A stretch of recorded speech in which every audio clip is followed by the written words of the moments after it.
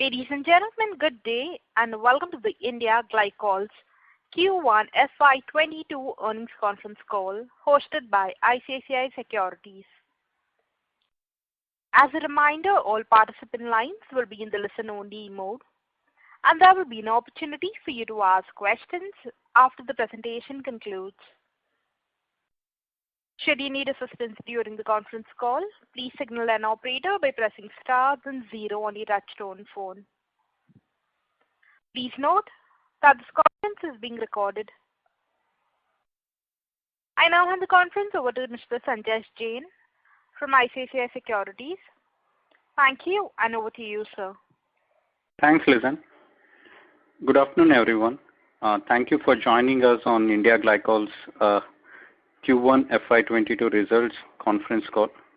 Today we have with us Mr. Sudhir Agarwal, Executive Director, Mr. Rupak Saraswat, Chief Executive Officer, Mr. Anand Singhal, Chief Financial Officer, Mr. Sanjay Gurwara, President Marketing, Mr. S.K. Shukla, Head Liquor Business, Professor Dr. R.K. Khanda, President R&D and Business Development, and Mr. Ankur Jain, Head Legal and Company Secretary at India Glycols Limited. I would like to invite Mr. Rupak Saraswat to initiate proceeding with his opening remark, post which we will have a Q&A session. Over to you, Rupakji. Thank you. Yeah, thank you, Sanjay. Thank you very much. Good afternoon, everybody. Welcome and thank you for joining us in this call. I hope all of you are doing well. We've had a rather precarious year last year, and the uncertainty has been rather unthinkable and continues. On a much lighter note, hopefully we will start spending our clothes budget on things other than masks and alcohol budget on things other than gallons of sanitizers. What I plan to do is to take you through just 30-second introduction of my team members. We've not done such a call for a long time, and so therefore it will be in order. After that, I will take you through a company overview, and then I will request our CFO to take you through financials very quickly, and then we will have time for discussion. So I will start off by introducing myself. I, Rupak Saraswat, I joined India Glycols roughly about 6 months ago in December 20. I have worked in mainly 2 organizations before that. Most of my career I've spent working for ICI and Croda, and in my last role I was the Managing Director for Croda India with some responsibilities for Asia Pacific, which included supply chain, technical quality, and some sites like Singapore, Japan, Indonesia, etc. In between, I had a stint of about 1 year with another company called Transpex Silox, which is a subsidiary of a Belgian company called Silox, and now I'm here at India Glycols. I will quickly ask my leadership team to introduce themselves, starting with Mr. Anand Singhal, the CFO. Good afternoon. I am Anand Singhal. I am the CFO of the company. I joined this company in 2008, so now I've already completed my 13 years with this company, taking care of the finance and accounts. Before that, I was working with a company called Trident Group in Ludhiana, and will try to give the answers whatever asked by the investors. Thank you very much. My name is Professor Rakesh Khandel. I'm President R&D and Business Development in India Glycols, and my association with India Glycols started in 1993. Then in 2001, I left the company and went to become the director of Shri Ram Institute for almost about 12 years. Then as a Vice Chancellor of UP Technical University, and since 2015, I am again with India Glycols. I am really proud to say that this is a company where any employee would like to work for. Just I want to mention that our R&D focuses on innovation, unique products, novel products, and focus is always on products which are sustainable, which make the company sustainable. And as our founder, Mr. M.L. Bhartiya, had given the mandate and vision for the company, we focus our energies on finding out alternatives to petroleum resources to make sure that not only India Glycols remains sustainable, but all our stakeholders, all our partners also attain sustainability. Thank you very much. Good afternoon, ladies and gentlemen. I'm Sanjeev Gurwara, President, Marketing. I have been with this company for the last 27 years. I've joined India Glycols in 1994 and seen a wonderful growth over the years. And I think we have been innovating on the way forward with collaborations, JV, and now I think our future endeavors to go into bio-based products and specialties and improve our, I think, profitability in the coming times. Good afternoon. My name is S.K. Shukla. I am heading the liquor division. So I am with this company in 2004. This is my 17th year. And in 17th year, I have traveled all across all the plant of India Glycol, right from Gorakhpur, Kashipur, and now I am in head office looking after this operation. I am ready to give you the answer of your questions regarding my subject. Thank you. Hi, good evening. This is Ankur Jain. I'm looking after the compliance and corporate governance part, heading as a legal head and company secretary. Been with this company for the last 5 years or so. Previously, that I've worked with different gametes, from real estate to manufacturing companies. Delighted to welcome you all on this call and look forward for your questions. Thanks, everyone. Yeah, last but not the least, Mr. Sudhir Agarwal, who joined us from another location. Sudhirji, very quickly, can you give us an introduction? Thank you so much. Good afternoon, everybody. I am Sudhir Agarwal, basically chemical engineer, having an experience of almost 35 years or so. I joined IGL in 2014 as Vice President Operation, and now I am heading the site as Executive Director of the company. So my focus area has been plant operations, energy optimization, project management, and all day-to-day activities of the plant operation. Thank you. Thank you. Without wasting much more time, I will now take over to give an overview of India Glycols. So India Glycols is essentially a company which has been and is into sustainable bio-based ingredients and performance chemicals, which are based on green technologies.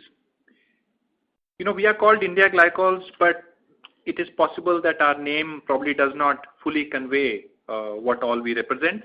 Though the journey started about 30 years ago by manufacturing India Glycols, and at that point in time, India Glycols was the first company in the world to make ethylene oxide using bio-based feedstocks converted into various ingredients, which includes glycols, glycol ethers, and subsequently ethoxylates, derivatives, formulations, and so on. So this innovative way in which the company started by being a pioneer in this technology is perhaps even more inspirational and relevant today for the journey that we look ahead. In terms of our portfolio, we represent, or we have bio-based specialties, biopolymers, and we have a segment which is plant-based APIs and nutraceuticals, which we call eNature Biopharma. Portable spirits is an important portfolio for us now. Something that will become more important in future is biofuels, and something that you may have read about, which is the Carbon Smart range. Since I've used the word Carbon Smart, I might like to explain this to you, even though this is something which is a nascent business for us right now. The reason this has been in news is that there have been at least 2 public announcements. One of them has been by the global CEO of Unilever, and also a press release where they talked about a collaboration of LanzaTech, India Glycols, and Unilever to make home care products using Carbon Smart feedstocks. So what are Carbon Smart feedstocks? Carbon Smart, it is called because it has a very low carbon footprint, and it is something which is an imperative worldwide for not only for nations but organizations to continue to reduce their carbon footprint so as to meet the UN SDGs or the UN Sustainability Development Goals, and therefore contribute towards reducing climate change. And more bigger companies are taking it very seriously, as you know, and setting targets for themselves. So what Carbon Smart technology does is this. LanzaTech brings the technology where very interestingly, huge amounts of carbon or carbon dioxide, which is in millions of tons really, which goes out of stacks in terms of carbon dioxide from steel plants and other such high energy consuming plants. This biotechnology captures this carbon from these emissions, convert it into useful chemicals, which we further in India Glycols derivatize to useful products, which are known as carbon smart products. So that is, it's not a big part of your portfolio right now, but it's very promising. And because I use the word carbon smart, I thought I'll explain that to you. Of course, we are also the largest manufacturer of bio-EO-based ethylene oxide and its derivatives in the world. As I understand, we are probably only the second significant player and also the largest. We have a customer base which is with big players in India as well as global players, which include players like Coca-Cola, Unilever, Bacardi, and many others. And we have 3 state-of-art manufacturing facilities which we are currently running. One of them is in Dehradun, the other one is Kashipur, and the third one is in Gorakhpur. In terms of our portfolio, as I said, broadly, the way we look at it, we divide it into 3 broad heads. And this is something the way we would like to align our strategy going forward as well. Number 1 being bio-based chemicals and specialties. This includes bio-based specialties like glycols, glycol ethers, and acetates, specialty and performance chemicals, biofuels, bio-based polymers, and I already spoke about the carbon smart range. So this is one broad head, has been an important area for India Glycols and will continue to be an important area for India Glycols going forward. The other relatively newer area for India Glycols is portable spirits. As you know, sometimes people have asked me the question, how is it related to your specialties or chemical business? Now the connection is very important to understand, which is the synergy. Traditionally, one of the important feedstocks which we have manufactured ourselves has been high quality ethanol, because that has been required for the specialties that we produce. And since we had a strength in producing superior quality ethanol, it was a logical step that we looked at in a slow manner, in a phased manner, to build a business in the portable spirits area. And so far we've done very well in that area. We, as some of you may know, are the leader in terms of branded country liquor in both Uttar Pradesh as well as Uttarakhand. We've also forayed in a small way to start with in Indian manufactured foreign liquor. And obviously even before we did this, we were already manufacturing superior quality extra neutral alcohol, which we were selling in bulk quantities to other beverage manufacturers.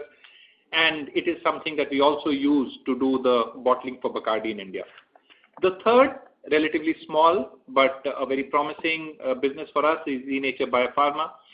Essentially, this is based on plant-based APIs and extracts, which produce APIs, nutraceutical, and carotenoids for various herbal and pharmaceutical usages. You must have recently heard about the joint venture that we have with Clariant Ideal Specialty Chemicals Private Limited. So essentially what we've done is this. Ideal had the biggest business globally in manufacturing bio-based ethoxylates and their formulations, which was one part of our larger chemicals business. And with a strong manufacturing footprint in India, with a good reach to customers in India, and we thought that it was a good way to create value for our stakeholders by collaborating with a global major like Clariant.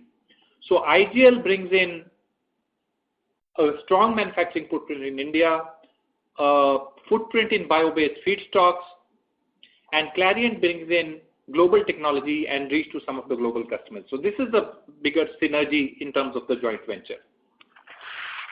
For last year, we had a gross turnover of 6,058 crores.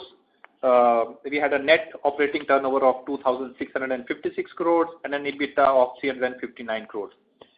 Given the EBITDA performance of last year as well as the sales performance of last year, you would see that given the circumstances, I thought, I would like to say that it was a resilient performance by India Glycols in the circumstances that we operated. I've already spoken to you about the portfolio of sustainable bio-based ingredients and green technologies. So again, summarizing and telling you about a few others, it is bio-based specialties. I already spoke about it, but I would like to say that they go into some very interesting markets which are which will continue to grow, not only in India but globally, which includes personal care, which includes food, which includes textiles, paper, packaging, oil and gas, home care, coatings. Now, if you see, all these sectors are typically, if you keep the COVID and the uncertainty that comes with COVID aside for a bit, these sectors are all expected to grow double digits, at least in India, and will also continue to be growth drivers globally. So we are connected with or serving customers in areas which are fast growing. Within the portable spirits portfolio, we are doing well as far as country liquor is concerned. We are launching new brands in IMFL as well. And the broader strategy is to grow slow, steady and solid and introduce brands to cater to the more premium markets in this space. I spoke about nutraceuticals or the e-nature biopharma segment as well.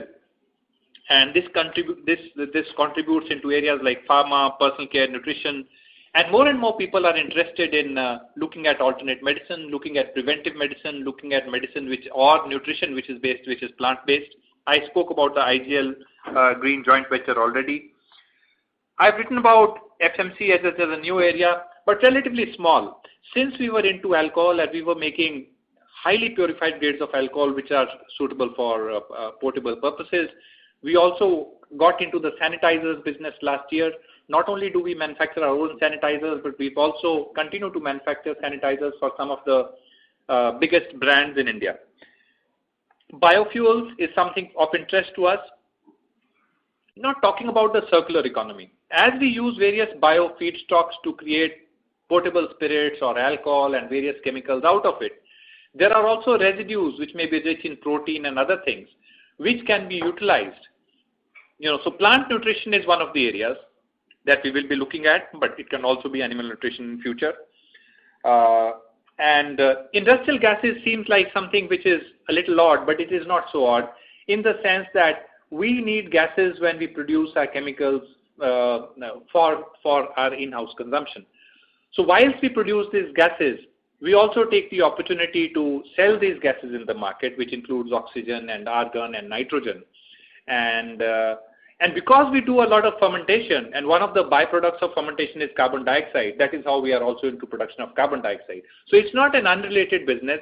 It's very much a business related to what we do and kind of a bolt-on business that is there for us, which is either generated in-house or used in-house. So IGL has had an interesting journey starting way back in 1998 to the joint venture that we have with Clariant now, and some interesting projects going forward. Let me jump further. I already spoke about the market that we cater to. I spoke about the joint venture. And I told you about the locations that we have in Kashipur, Dehradun, Gorakhpur and Noida, and the manufacturing synergies that we have. And we will talk about R&D being one of the most important drivers for us, as it has been in the past, and it will continue to be in future. Our R&D labs are recognized by DSIR and Ministry of Science and Technology. We are working on several areas, including green solvents and for various applications, including smart specialty chemicals, bio-based specialties, biopolymers and hydrocolloids for high-end applications, and a number of basic building blocks from renewable sources which bring a low carbon footprint and deliver greenhouse gas savings. Areas like green brake fluids, antifreeze agents, lubricants, which are replacing now petroleum-based derivatives. And in a small way, FMCG that I talked to you about, but we are also evaluating any opportunities that may be there for us in the future. And the focus will essentially be on market-led innovation to deliver sustainability, to help global companies meet their sustainability targets through products which are not only sustainable, but are innovative in terms of the application areas, end application areas that we spoke about. So that is a quick introduction to India Glycols. And of course, one more thing I might like to add, in terms of safety, health and environment, it's a very, very important area for us. We recognize that we are in the process industry and we must continue to aspire to be best in class as far as compliance to environment or safety or health standards are concerned. We do quite a lot of work in that area. and our factories have a large number of certificates, which I would not go into right now. And we continue to work closely with our communities in various ways, be it working with schools, be it supporting the community in need of crisis, whether it was, we are not a major oxygen supplier or a manufacturer. What we did convert all of our oxygen capacities, which were industrial oxygen capacities, into liquid oxygen capacities immediately to make sure that we could do our bit in helping the country deal with the crisis during the second wave. So that is briefly about India Glycols. I thought this was a first call that we were having, so I took the liberty and the opportunity to give you an overview of India Glycols. I would now like to hand over to my colleague, Mr. Anand Singhal, to take you through some of the financials. And then we can have time for discussion. So just to update what Mr. Rupak Saraswat has just told everybody, as per the accounting standard, since we have shifted our one of the division to Clariant, but till 30th June we have to show the results in continued and discontinued operations. So we have to show discontinued operations results as EO derivatives product. So what I will give you the numbers as a consolidated, not for discontinued and continued operations. Although the discontinued and continued operations results are given our presentation separately. So just to give you the figures for a company as a whole, including the discontinuation operations, the revenue from operations for this quarter, means Q1 22, is 865 crores vis-a-vis the corresponding Q1 quarter of 2021, 385, while Q4, the last quarter, was revenue from operations from 973. The main cause for this reduction or whatever is due to COVID in the first quarter. The PBT is 77.92 as a whole against 56.40 crores of Q1 21 and 130 crores for Q4. This quarter we have shown the profit out of this slum sale of about 240 crores, which has been shown as an exceptional item. So to conclude the results in brief, the EPS for this quarter is 68 rupees including the exceptional item against 1.38 of the corresponding quarter 1 of the last year and 22.93 for the Q4. So this is the brief about our results, and we are ready to take the questions, whatever, from the investors. Thank you. Ladies and gentlemen, we will now begin with the question and answer session. Anyone wishing to ask a question may please press star and 1 on your touchtone telephone. If you wish to remove yourself from the question queue, you may press star and 2. Participants are requested to use handsets while asking a question. Ladies and gentlemen, we will wait for a moment while the question queue assembles.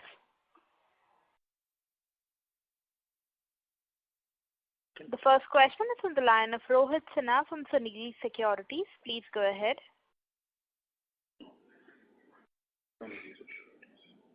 Yeah, thank you for giving me this opportunity, sir. First, my question will be on the capex announcement. So just wanted to know what would be the asset turn on this grain-based capex which we have announced. And what sort of return ratio we are expecting? Would be only for ethanol, or there would be some derivative or downstream product as well? Yeah, if I understand your question correctly, you wanted to understand the capex investment that we talked about in terms of distillery, right? And right, return. Right. Yeah. Right. So the first question is that we are investing around 300 crores to expand our capacities to make alcohol or ethanol using grain-based feedstocks. We already have the capability to make ethanol using molasses-based feedstocks. And the second question that you asked is, of course, we will be taking the opportunity to participate in the biofuels market, because that's something that the government policy has focused on and is encouraging the industry to do that. The rationale which all of you understand, one is, of course, reducing outflow of foreign exchange. Second, of course, increasing incomes in the farm sector. And thirdly, India has actually significant stocks of grain which is not getting properly taken care of or not in a good condition, that gets utilized as well. So apart from biofuels, it also helps us. If you see, alcohol is a very important feedstock for us. So we buy alcohol, we produce ethanol using molasses, and this gives us another basis for producing ethanol, which helps us create opportunities and also de-risk our business. As far as this investment is concerned, this investment is not talking about producing specialties from it right now as far as this capex is concerned. However, having said that, as I said, bio-based ingredients and performance chemicals is going to be a focus area for us. We are looking at several projects which are in the pipeline, and we have some assets, and we may be investing in building capability in that area in future as well. You also asked me about returns. I think the returns on this capex, as far as the internal calculations that we've done, are very good, and with an excellent payback as well. Okay. So any ballpark number we can expect? So in terms of top line, it is very difficult for me to give an exact number, but I can give you indicative numbers. This could potentially add up to 600 plus crores to our top line, and this could add up well above 100 crores plus to our bottom line as well. Okay. So we just wanted to know also that what would be the overall demand supply dynamics in this grain-based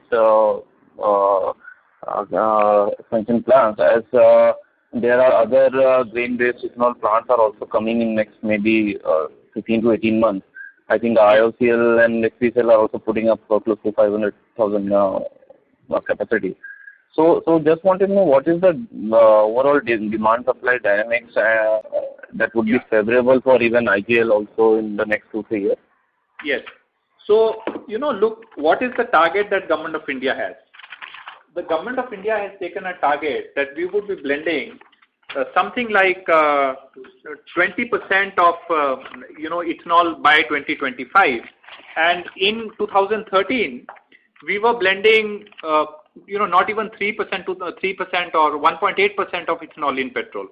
Last year we were close to, I think, on an average 6%. This year it appears that we will be close to 9 to 10%, and the requirement of ethanol, which I think this year is expected procurement of 350,000 crores, is expected to go up to 900 plus lakh crores when 20% blending happens.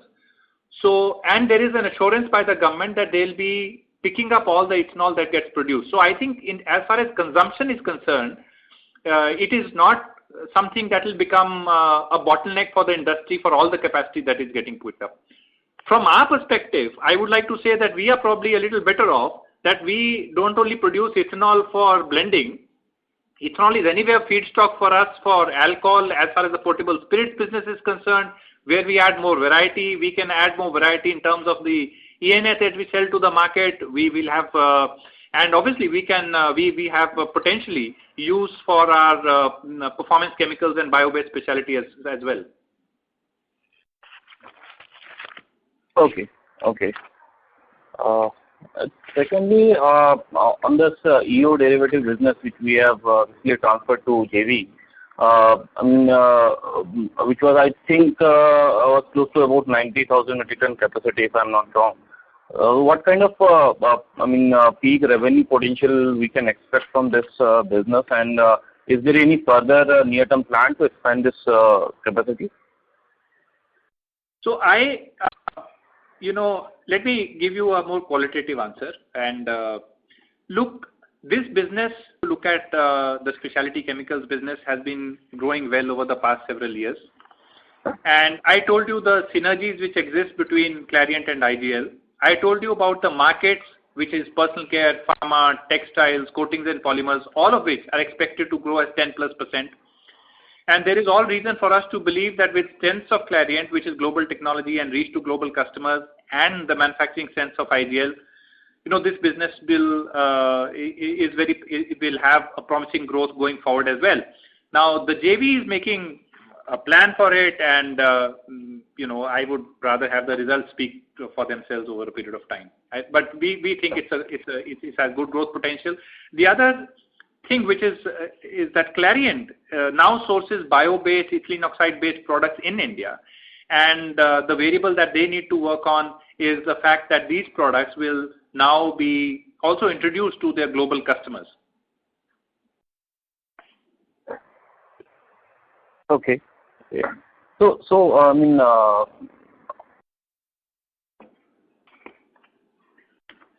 Thank you.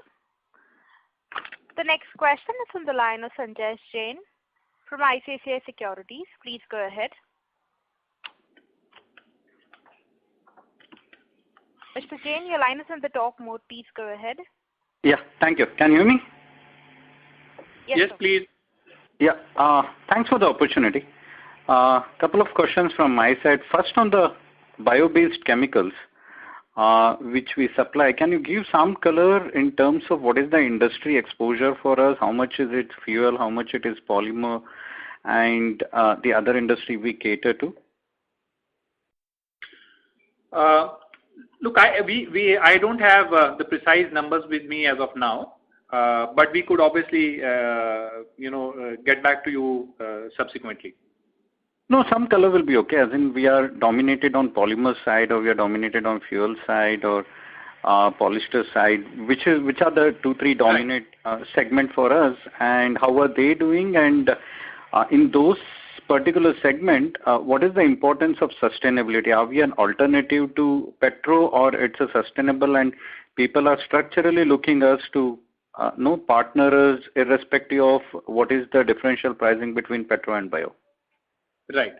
So in terms of the big 3 segments, as far as bio-based ingredients and performance chemicals are concerned, glycols and glycol ethers continues as of now to be the biggest one. Biofuels was quite significant, but now what has been happening is that you may know that ethanol prices went up abnormally high for imported ethanol as well as ethanol available within the country for a variety of reasons, which include what's happening to the corn crop and the fact that there is drought in Brazil, and therefore there is an expectation that less of sugarcane based ethanol will be available, including corn demand in China. So ethanol prices have been abnormally high, which used to be close to say if they were close to be rupees 35 landed, they are touching as high as 50, which is abnormal. And so one big sector is this. Therefore, as a result of it, it has made sense for us to consume a lot of ethanol that we produce for our own chemicals. So currently it is not as large, but as we also invest in the distilleries going forward, biofuels will be also a major segment for us in terms of top line and bottom line contribution. We are also looking at new specialty areas. I spoke about one of them, Carbon Smart, which is one of the specialty areas. The specialty areas after the joint venture is obviously relatively small right now, but we do foresee and we are working towards building it up quite nicely over a period of time. And how big is polymer for us in bio-based chemicals?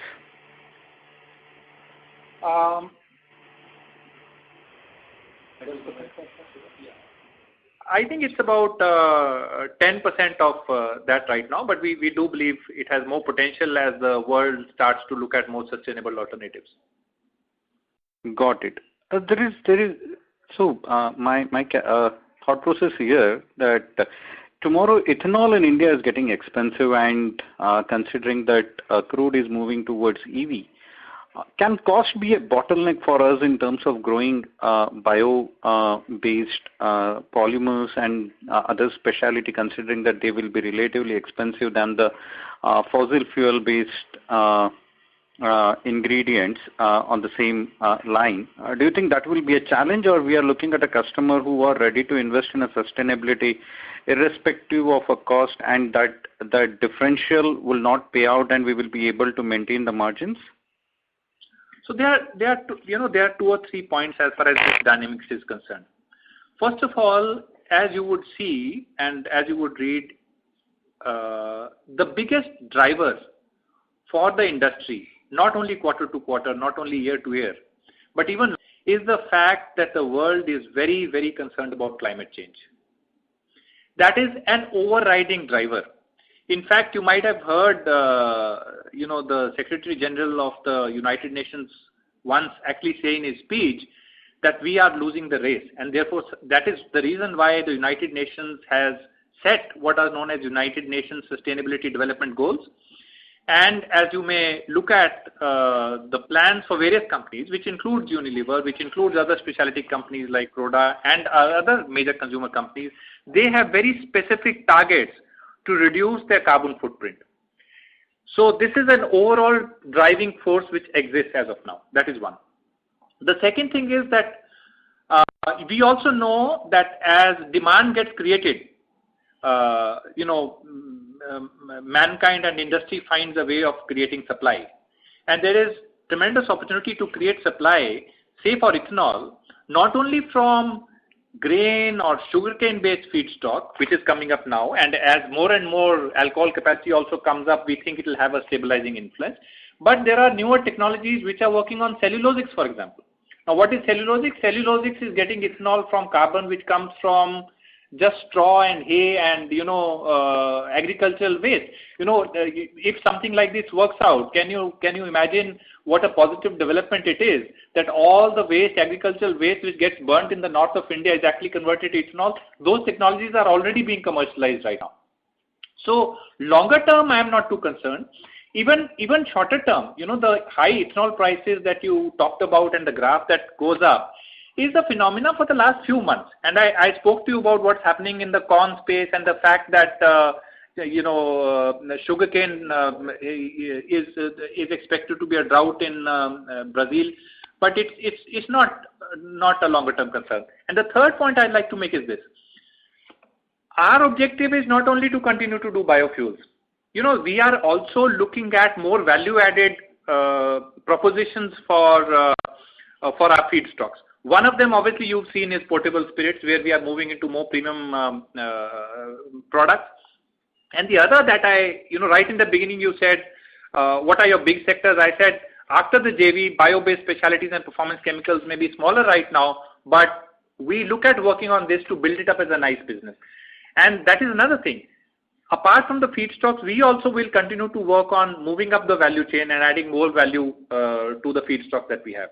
So on the whole, I am more optimistic than pessimistic is what I would like to say.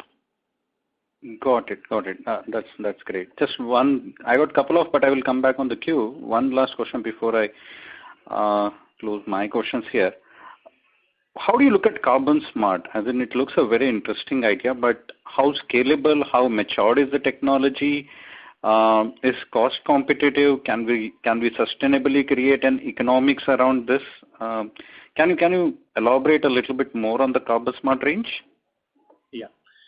So, as you would see, this has been a question asked every time a new technology has been introduced. And we remember way back in early 90s or late 80s when the mobile phone was introduced and the airtime charge was 16 rupees a minute.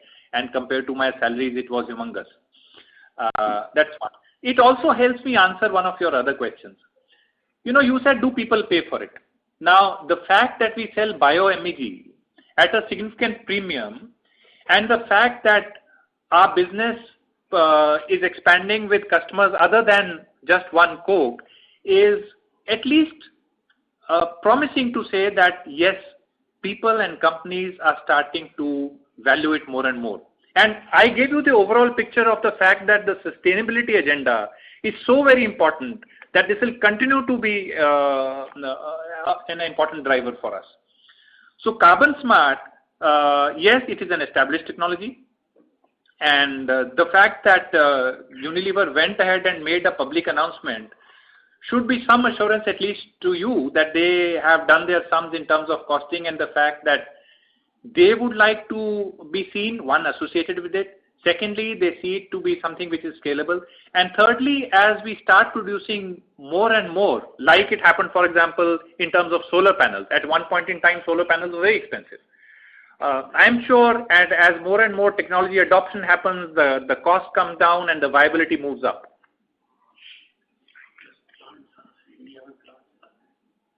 Got it. No, that's helpful. Thank you very much, and best of luck for your future ventures. Thank you. Thank you. Ladies and gentlemen, in order to ensure that the management is able to address questions from all participants in this conference, we request you to limit your questions to one per participant only. If time permits, you can come back in the question queue for a follow-up question. The next question is on the line of Vijay Sarda from Cressida Investments. Please go ahead. Good afternoon, sir.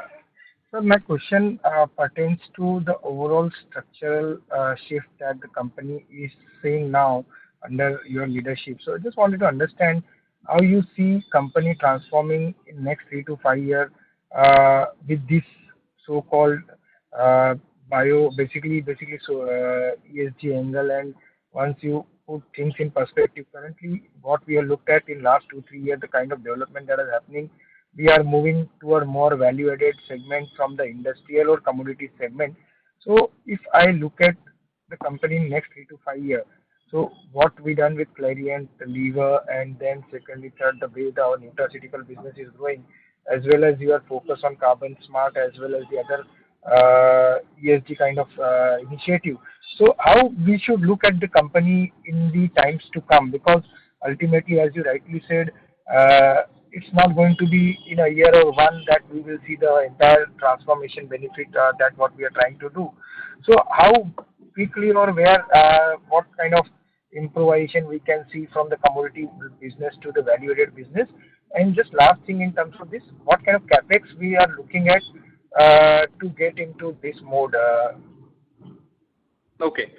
So thank you for your question. Let me take your second question first.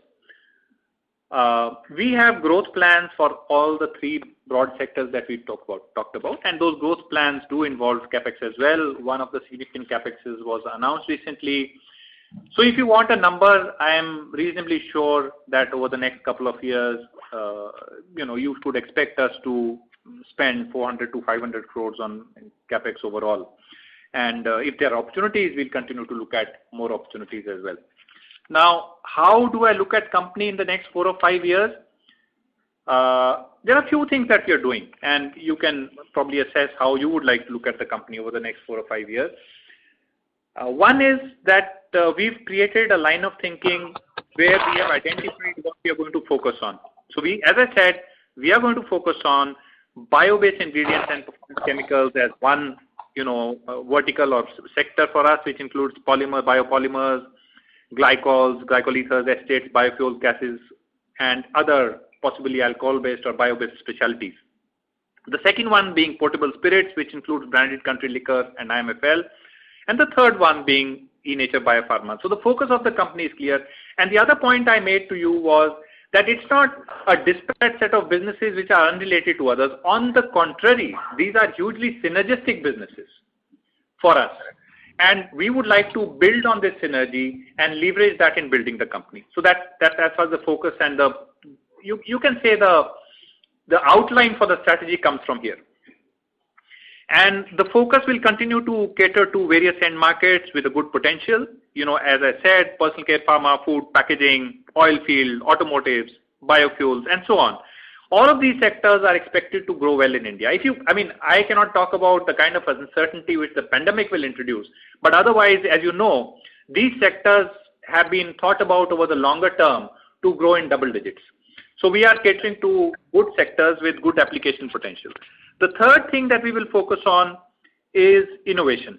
It has been to a large extent in the DNA of IGL when it started, and if you remember right in the beginning, I said what happened 30 years ago is more relevant and inspiring to us than any other time.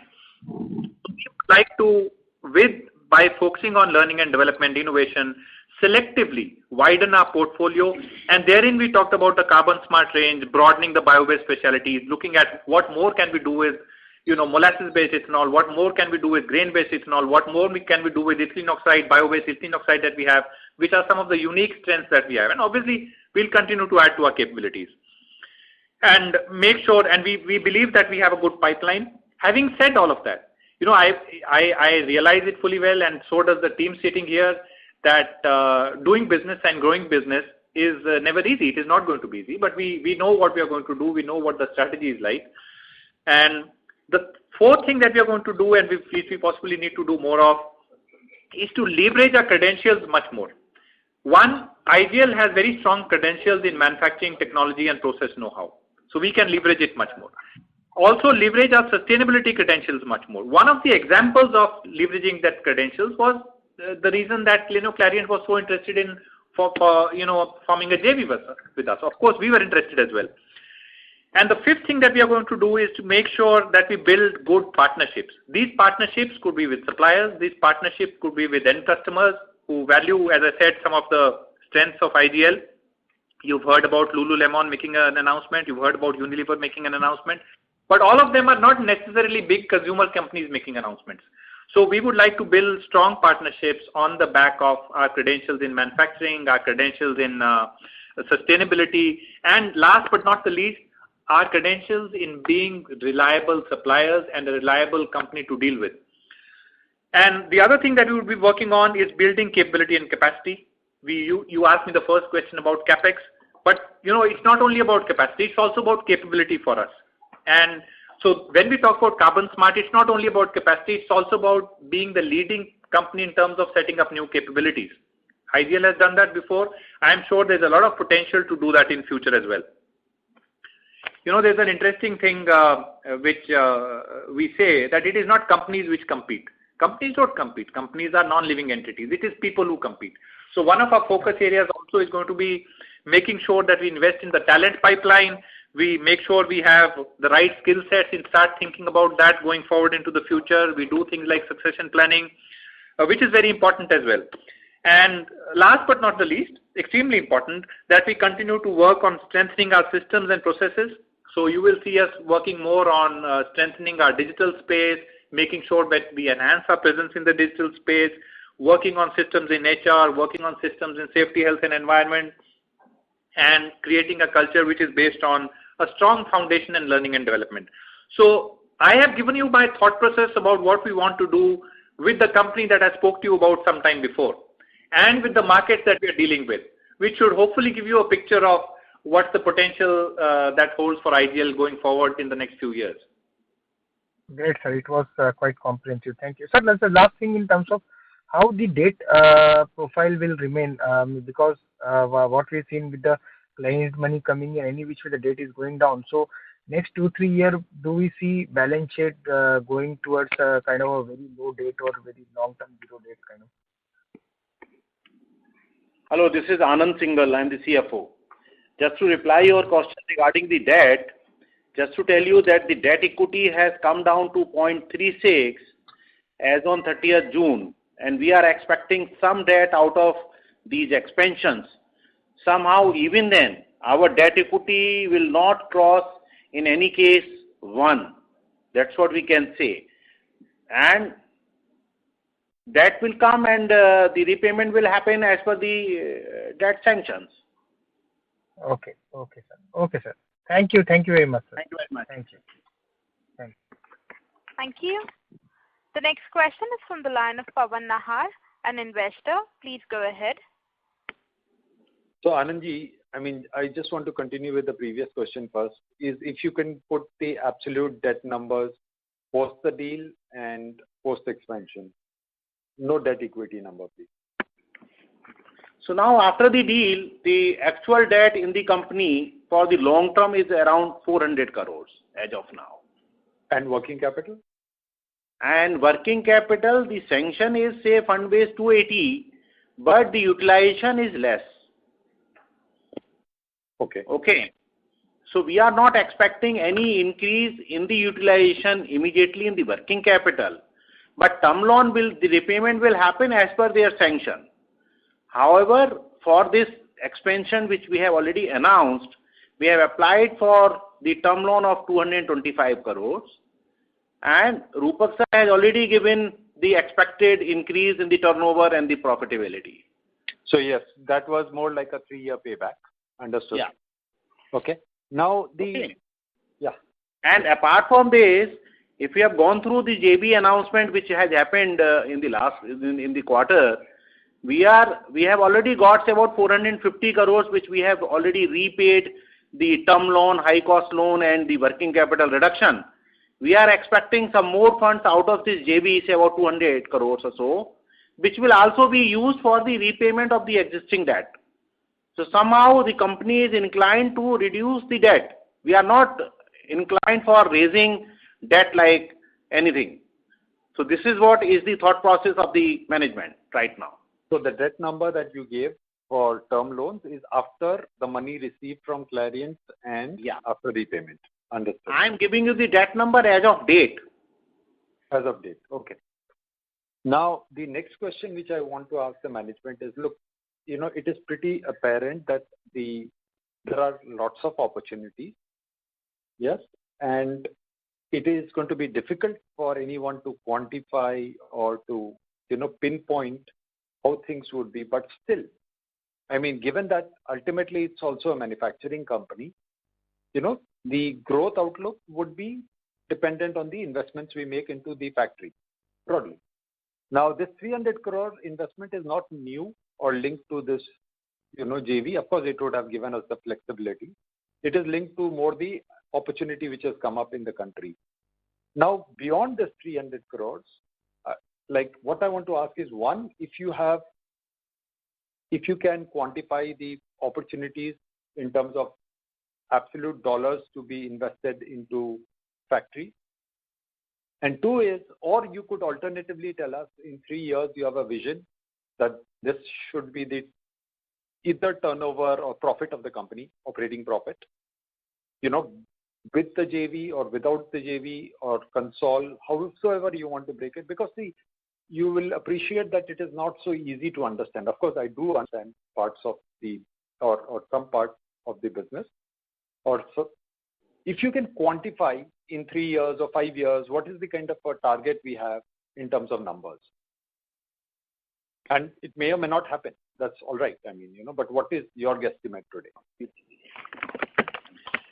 Yeah, sir, howsoever I may wish and you may like to have a firm number on what the forecast would be, I don't think it will be right for me to give a number. However, I believe I have given quite a lot of background and information on the end markets that we serve, on what are the strategic actions that we are taking, what are the investments that we are making.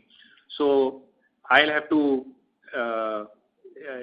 excuse myself from predicting an outcome in 3 years or 5 years. But in terms of my, how I feel about the business, obviously I feel optimistic. Obviously we are in times which are a little uncertain. But it's not a 2020 match. And we will continue to drive the right strategy. And I believe once we continue to drive the right strategy, working with the right customers, working with the right, end growth markets, we should have good results as well. And, I'm afraid at this point in time, that is what I would like to say. No issues. So can I just rephrase it a little bit? Look, broadly sorry what to I've interrupt, understood. Mr. Nahar. So may we request that you return to the question queue? There are participants waiting for their turn. Thank you. The next question is from the line of Amar Maurya from Alpha Accurate. Please go ahead. For the opportunity. A couple of questions from my side. Sir, firstly, as you indicated, that, there is a potential in each of the segment. So, sir, I wanted to understand, if you can give us the overall capacity of industrial chemical, ethyl alcohol, nutraceutical, and the specialty part separately, and what would current utilization level, and also if you can give the capex segment wise rather than giving the capex, at overall level. Yeah, look, CapEx segment-wise, I don't have those details available right now with me. We could get back to you. And we have already told you that the biggest investment is in grain ethanol. So, major chunk of it And as I had told you that our operations are quite synergistic, and it is difficult for me right now give you a very precise number in terms of what is the capacity in one segment and the others. Sometimes ethanol goes for potable spirit, sometimes it goes for biofuel. In general, I would like to tell you that at an overall level, our capacity utilizations are closer to 75%. Closer to. You asked me to give you a guesstimate, I am giving you a guesstimate. So we have room for expansion and we are investing in more. A capacity in e-nature kind of business could also be in kilos of high value. So the two are not comparable and cannot be put next to each other. So that's what I could tell you right now. Okay. So at least, as you said that, your business is integrated and, you don't know if ethanol is going to go into this business and that business based on the requirement and based on the demand, you would be shifting it. But at least at a broad level, what would be your capacity today in a metric ton? In what? In a metric ton? Liter or metric ton, whatever it is. Can I request you one thing? We could take this question offline so that we understand what exactly you want to know and we can respond appropriately. No issues, sir. I can come offline. I was broadly trying to understand, what is the overall capacity at a broad level and, what, as you indicated that utilization is 75%, what can be the peak utilization level and what would be the capacity expansion plans? Yeah, I spoke to you about capacity expansion plan. I'm sorry, I don't have precise numbers to rattle out right now. Okay, fair enough, sir. Thank you. Thank you. Ladies and gentlemen, that is the last question. I now hand the conference over to the management for the closing comments. Yeah, thank you so much everybody for joining us and giving us the opportunity to not only answer your question but also to tell you a little bit more about the company. And hopefully we've clarified some doubts and responded to you to your satisfaction.